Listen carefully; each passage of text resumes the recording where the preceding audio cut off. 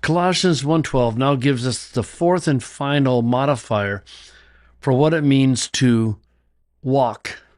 The metacharas, with joy, in terms of versification, is in verse 11, but everyone's agreed that it goes with the sentence in verse 12.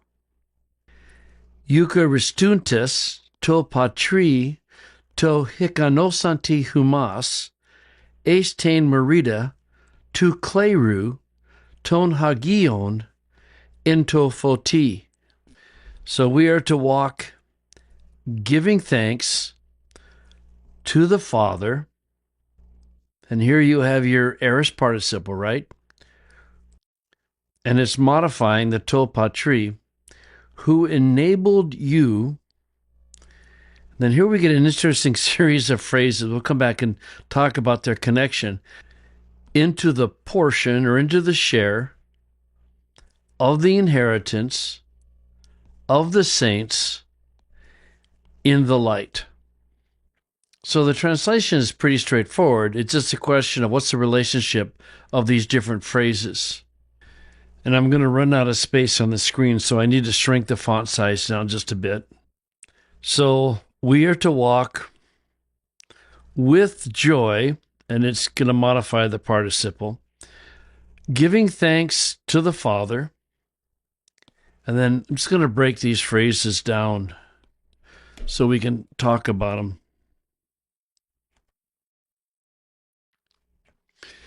Okay, so giving thanks to the Father. So this one is obvious, giving thanks to the Father. What did the Father do? He enabled us. One of the questions we're going to have is, what's the relationship between merida, the portion, and the inheritance? Now, there's two possibilities here. Kleru can simply be in apposition to merida. In other words, into the portion, and that portion is the inheritance. Or to kleru can be a partitive genitive. We learned this a while back, where the word in the genitive is the larger unit and the head noun is a smaller unit. And that's probably what's going on here. So we'll do that. Into the portion of the inheritance. And then it's whose inheritance? Well, it's the inheritance of the saints. I guess this really should be over here. And then the question is, what does into photi go with? It actually could go with a couple of things. It could go with saints. And this is what the NLT does with it. It says that he has enabled you to share in the inheritance that belongs to his people who live in the light. So they're putting the prepositional phrase there. It's also possible that it's the portion of the inheritance, and it's distinguishing an earthly inheritance from your heavenly inheritance.